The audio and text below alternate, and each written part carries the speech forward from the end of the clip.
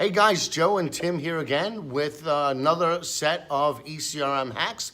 This one is about buyer profiles.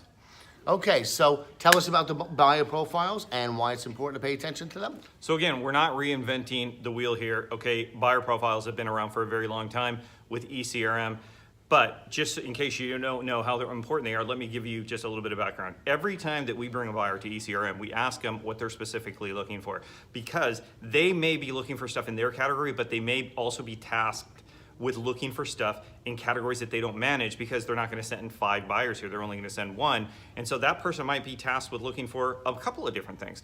They're going to list those out in the buyer profile, okay? Why is that important for you to read? Because it's what prepares you to meet with your buyer. If you start pitching something that's contradictory to what they said that they wanted, they're going to understand, hey, you're not really prepared. You didn't really read my profile. Therefore, you might not be the type of supplier that I'm looking to do business with, because you don't do your homework. Okay, you don't do your homework. So why is this a hack? Joe, you were going to add something though. Yes. In some cases, the buyers go into real big detail. There's one buyer in particular, I forget the exact name of the company, but where they actually put a 12-point checklist in their session focus area of their profile. And in other words, if you, as a supplier, answer or come prepared to answer those 12 questions, that's it. You got everything that you need to succeed at that meeting. So, some of them don't go into that much detail, but again, like Tim said, it's a guide and they're telling you what they want.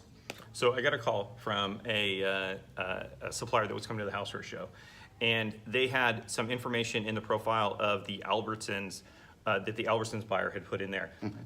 Terms that they just didn't know what they meant.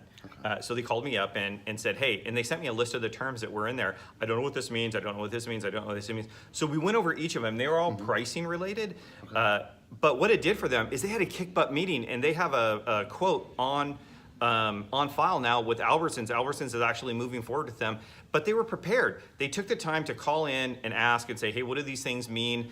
And so when they actually had their meeting, they could nail it. Oh yeah, we have this, we have this. So if you don't understand something, we have people at ECRM. Lots of people. Yeah, you can call me personally. You can call Joe.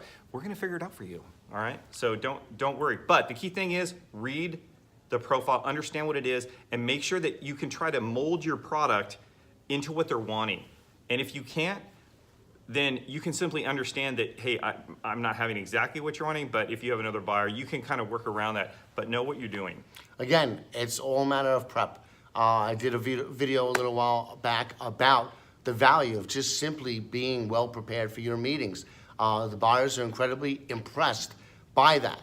So come prepared, and the buyer profile is an excellent way to start that off. Hack number 2, know your buyer profile.